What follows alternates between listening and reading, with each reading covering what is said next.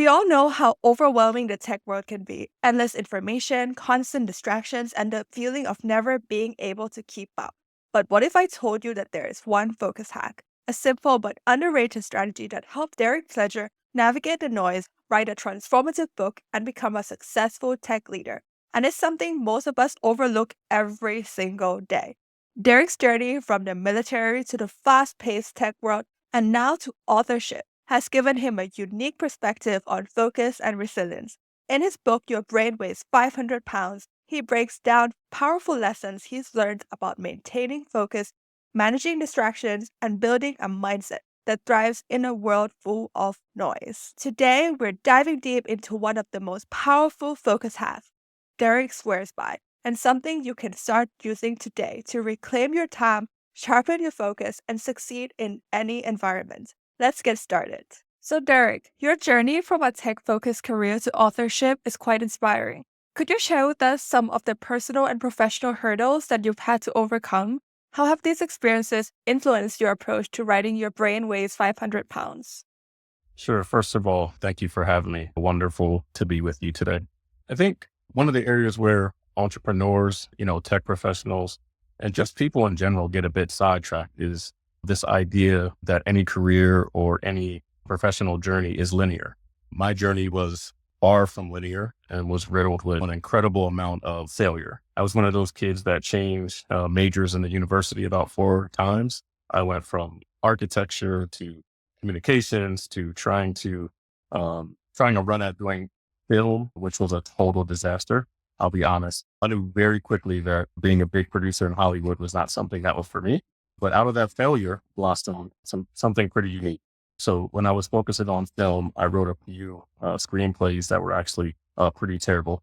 It happened to convert one of them into a novel and ended up getting a book deal with 50 Cent on his book imprint back in the mid 2000s. So it was really cool to co-write a novel with 50 Cent, even though I did not become this best-selling author or something like that. In any case, how many people can actually say that they wrote a book with 50 Cent though? Probably not many, right? So it was a pretty cool journey. Fast forwarding to my new release, Your Brain Weighs 500 Pounds, I always wanted to write something that would help people become the type of person that they wanted to be, help them to achieve big goals. This book was really born out of me keeping a journal for 2 years where I would write down lessons from pretty much everywhere that I can learn things. So that was books, it was podcasts, conversations that I would have with mentors or colleagues. And then I took all of that, distilled it into one sort of bite-sized book that you can read on a flight, a short flight, as it were, instead of having 100 different books and going at different places to get all these lessons. So that's really how the book was born, with the idea being that you can get some relevant content in under a minute instead of reading an entire book for it. So that was really how the journey began.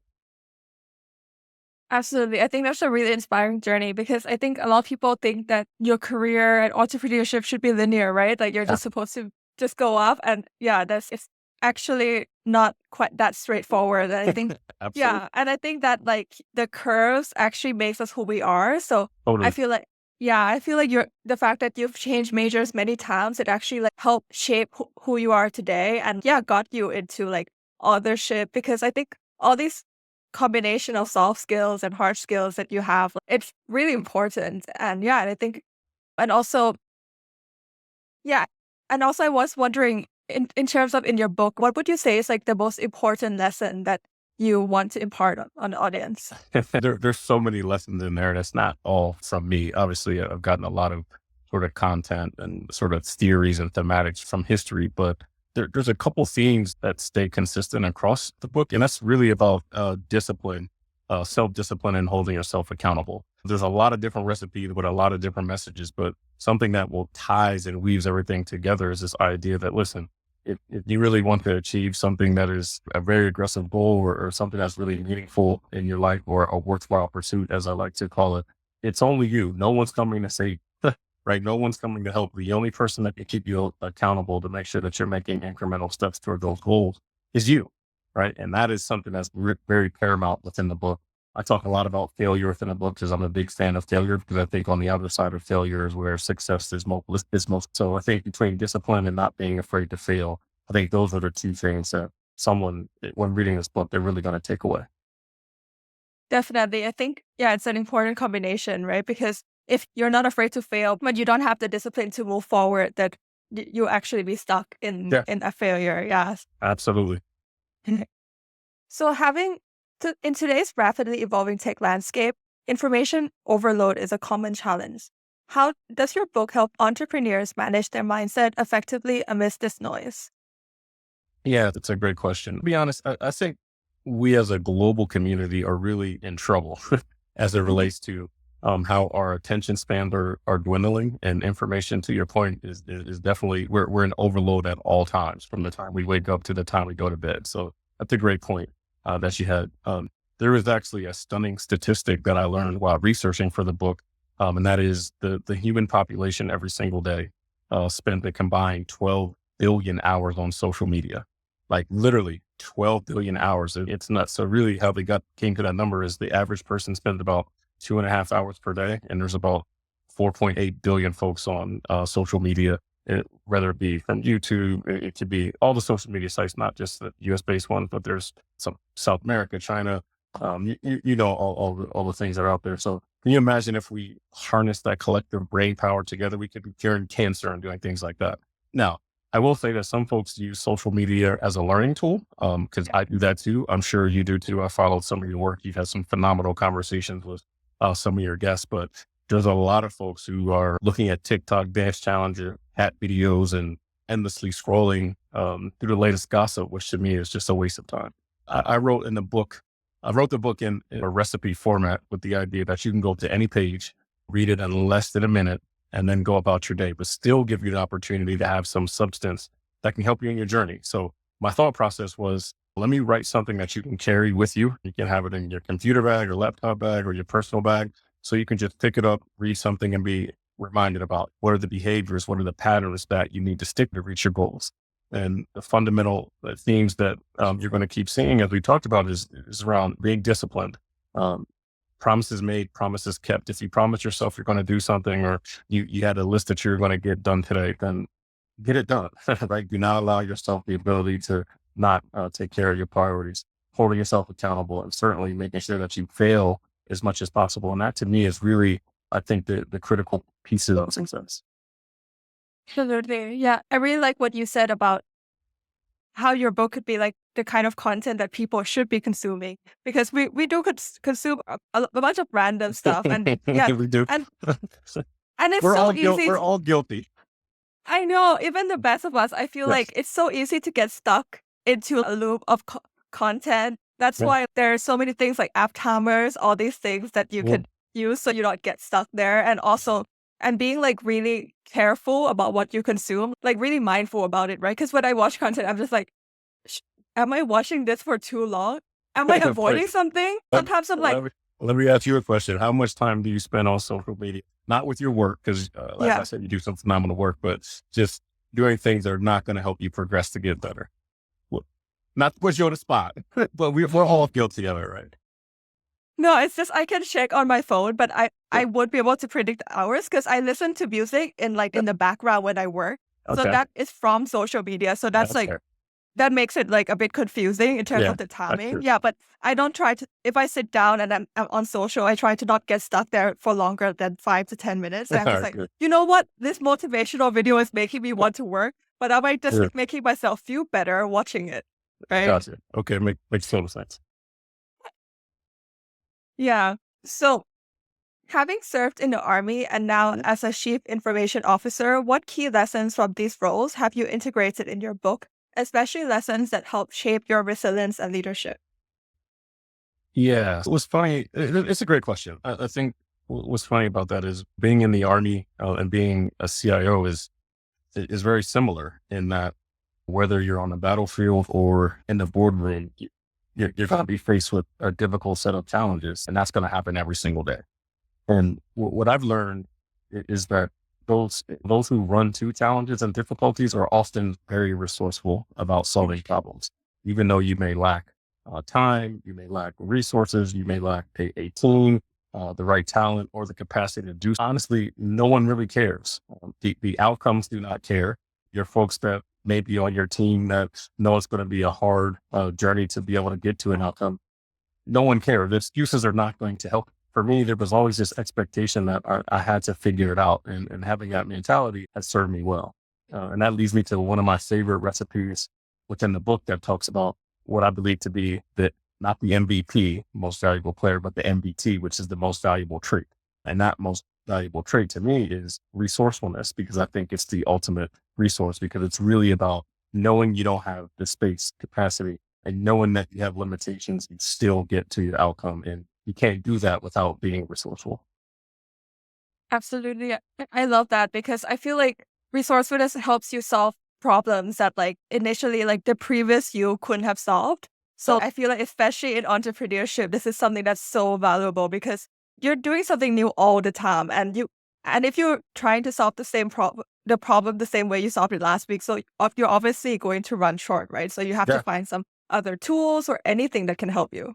totally. I agree with that. So, your book offers a unique perspective on maintaining focus in a world full of distractions. Can you share a principle from the book that you believe is crucial for our tech oriented listeners? Sure. For tech folks and everyone else, I'd say, let me see. I think recipe number 17, which is about failure, right? And really the title of it, I believe, is Failure is the Best Teacher. So if you think about it, we're all taught, even from grade school, very young age, that failure is somehow bad. Or if we get like D or F on a test, it's almost like the end of the world. And this idea is one of the most, I'd say, debilitating phenomena that we have as global citizens. And the reason that is because we're taught that failing is such a bad thing and we want to avoid it at all costs. But in reality, in tech or anything else, you should run toward failure, right? You should be ambitious about taking risks. The most successful tech leaders, and you and I both know about, we can rattle them off: Elon Musk, Jeff Bezos, Bill Gates, all of the ones that we know every day in sort of our colloquial speech. They're the tech folks, entrepreneurs that failed the most. So totally makes sense, right? They succeeded because they spent their time executing and trying to make breakthroughs, even though most of them are going to fail. A ton of things that they tried when they were okay with that, they kept going. So I think to these type of trailblazers, which you and I are trying to do some of the same things, blaze a trail. We can't let fear stop us. We can't let fear dissuade you or your colleagues or your friends, teammates, family from achieving outcomes, because, fear is just not an option, in my opinion. Being afraid to fail is something that is certainly not going to serve you as you try to do big things, whether it be in tech or the medical field or for anything else. Definitely. So, would you say that fear mostly comes from fear of like us feeling like we failed, or do we fear more of what people think of us if we failed? Is it because of other people or is Oh, it us? you're touching on something that is very simple, but it's so profound. And I think the fear, to your point, is not really something that's internal.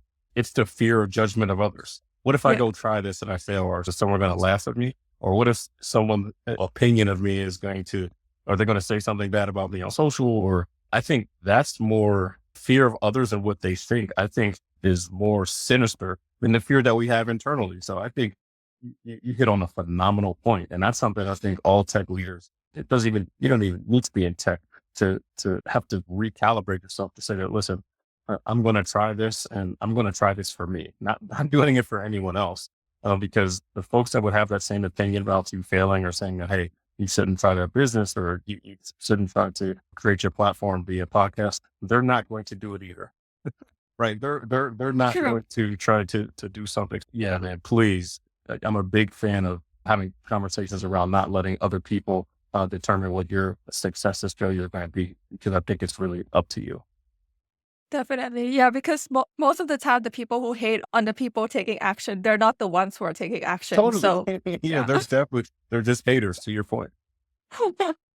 So, you discussed the importance of detoxing, not just the mind and body, but also the soul. In an era dominated by digital technology, how crucial is digital detox? And could you recommend some strategies? Yeah, I like the way you phrased the question, and I like the idea of a digital detox. We spend so much time looking at blue screens, think phones, your computers, your tablets, laptops, whatever. So think about it. Most people grab their phones within 2 or 3 minutes after waking up, which is a total disaster for getting your day started. And I'm guilty of it too. I started to hack myself and putting the phone all the way downstairs. So when I wake up, I just can't reach it. And do a scroll, look at the news or whatever I'm going to look at from, on YouTube to listen to one of the folks that I get motivation from, like a Jocko Willink or David Goggins or someone like that. But I think many people don't know that your mind needs to be able to transition from sleep mode to production mode, and getting up and doing some meditation or getting straight to a workout or just going for a walk will help you become more aware of yourself instead of immediately getting lost in the digital world. For me personally, I think meditation is critical.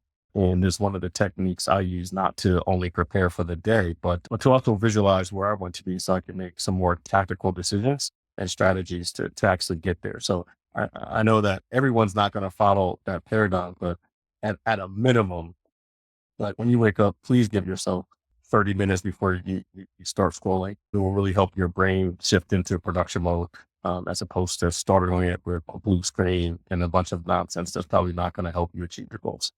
So would you say like when you're so you'll be meditating every morning, right? Yeah. And when you visualize, are you visualizing like your biggest goals or just the ones you have to do today?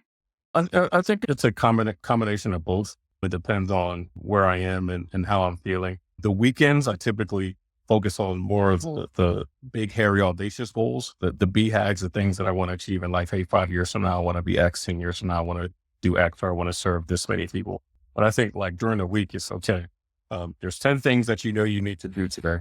We need to visualize how we're going to get those things done. Out of the 10, we're probably not going to do 10. So let's rack and stack and figure out which are the top 5 that we can get done.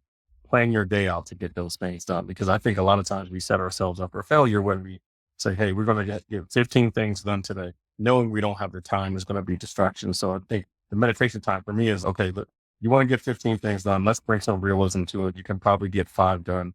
Prioritize the 5 and then hold yourself accountable for getting those things done. I love that because I think there are endless tasks that we could do in a day and we could just get stuck in things that are like not making you productive. Yeah. So yeah, having that priority list would definitely help. Yeah, I agree. Totally.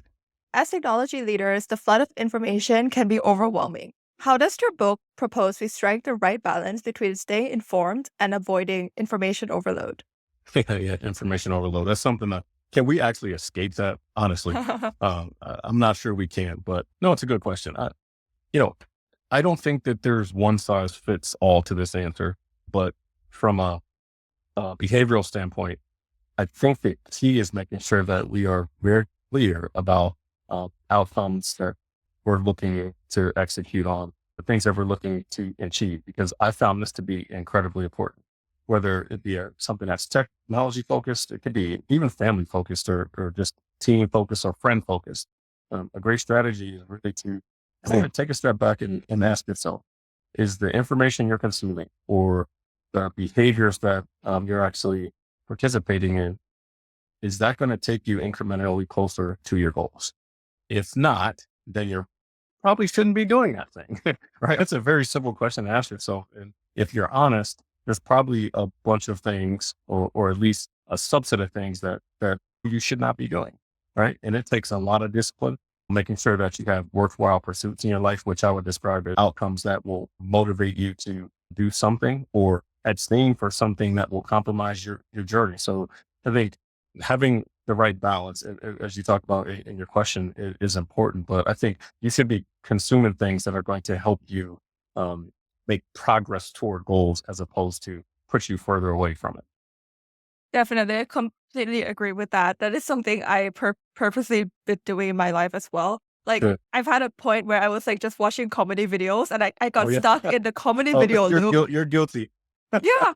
And what I did was I cleared the entire search history and I just cleared my entire YouTube history. And then now I have a new one where I'm just stuck with all the motivational Yeah. or the tech Yeah. people. So like I have no choice. I can't even go there anymore. Yeah. So I'm guilty of it too. So don't feel bad. We all do it. But I think what you did, you held yourself accountable and you took action and say, look, I can't watch the comedy. I can't lose myself in hours of comedy videos. So you actually took an action. So this is an example of what I just talked about. Good on you for that. Thanks.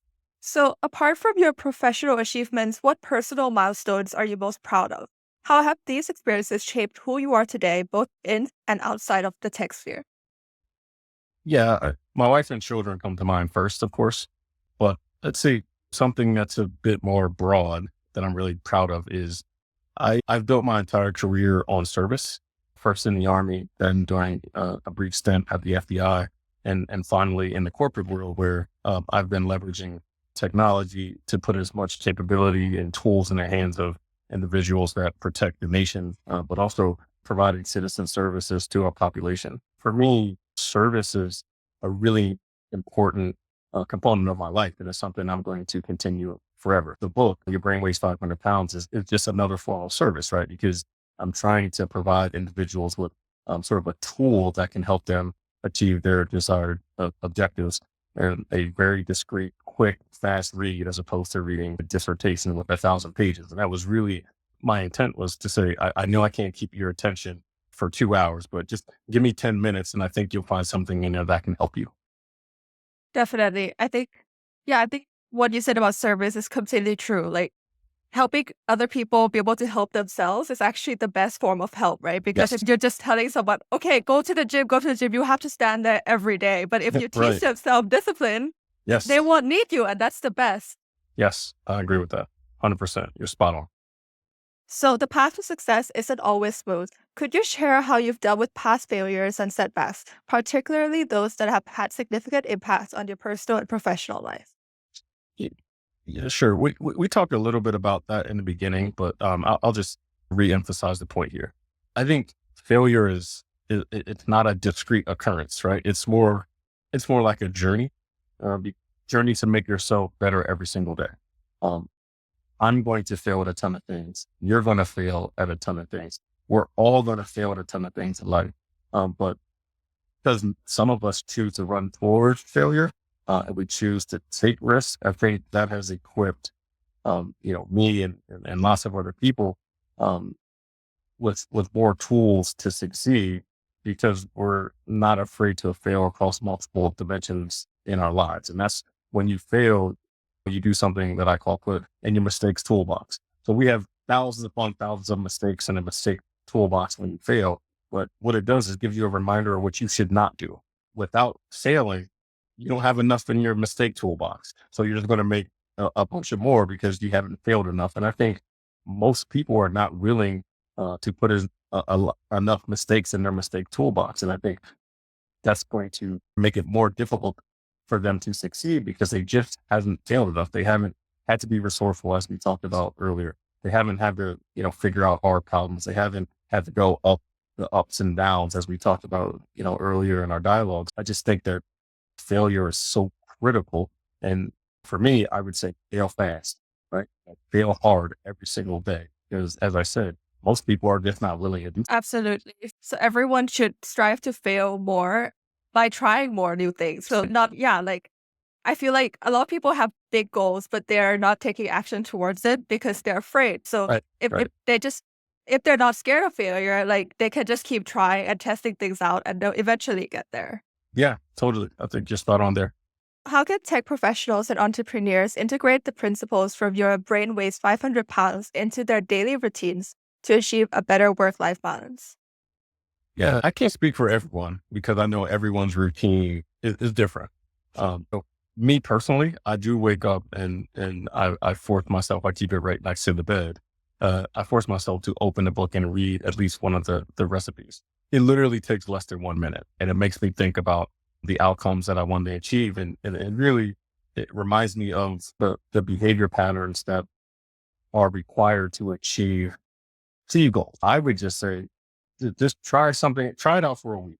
And if you have the book, just give it a shot. Wake up every day, read one recipe before grabbing your phone, because I know it's going to be close to you, and see how it works. I think having that jolt in the morning, that something that talks about discipline or sacrifice or staying consistent on your pathway does help you to do a reset. Because all of us have bad days. We all fall off the wagon in terms of going in a straight line to where we want to get to. But having that reminder every single morning for me certainly has bear fruit across being a tech career, getting up to the rank of CIO, and also writing a couple books and some of those other things. So I just think that discipline piece is so important. So keep, it doesn't even have to be my book. Keep something that will remind you that of the behaviors that are important to achieve your goals. And I think it's beneficial for all of us to have that same orientation when we wake up, because the morning is where everything starts. Yeah, because you talk a lot about mornings and a lot of motivational speakers, they speak a lot about mornings. So there Yeah, must be something there. So we should all have some kind of routine in. And yeah, because we've just woken up, right? So anything that goes into our brain at that moment, it will get stuck with us during the day, especially when we go totally. through challenges. Yeah. And I'm no scientist, but I think what you said, there's something to it, right? Why is Yeah, everyone so obsessed in the morning? Because I think that's when you're at a heightened sense of, that's when you can become, as far as your body condition, a heightened sense of focus. As you get up and just get into yourself by starting to do your scroll on Instagram or something like that. definitely. So finally, Derek, what's next for you? Are there any upcoming projects or books that align with your evolving role as a tech leader and author? Yeah, I'll be honest. There's so much that I want to do. Um, but for the most part, everything I do want to do, it revolves around making an impact, right? And helping people become habitual achievers, as I like to say.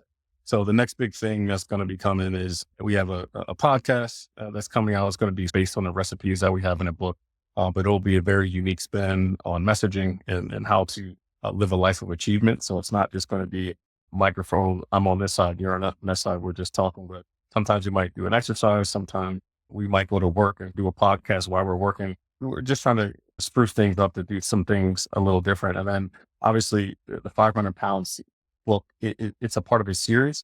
I will be coming out with another book, but it's something I won't commit to a timeline, because then that puts pressure on me. I'll feel like I'm failing if I don't start making progress. So I'm not going to promise you that. But when we do this again, I'll be happy to talk about that, or, collaborate with you where it makes sense. But I do think I want to do something that is at the intersection of technology and behavior, something that's going to help folks to achieve their desired outcomes. That's brilliant. I'll be looking forward to that and listening to your podcast as well. Thank you so much for coming today and for sharing all of your expertise and yeah, just motivating everyone. No, I appreciate it. It was great to talk to you, and look forward to seeing some of your work in the future. Thank you. Cheers.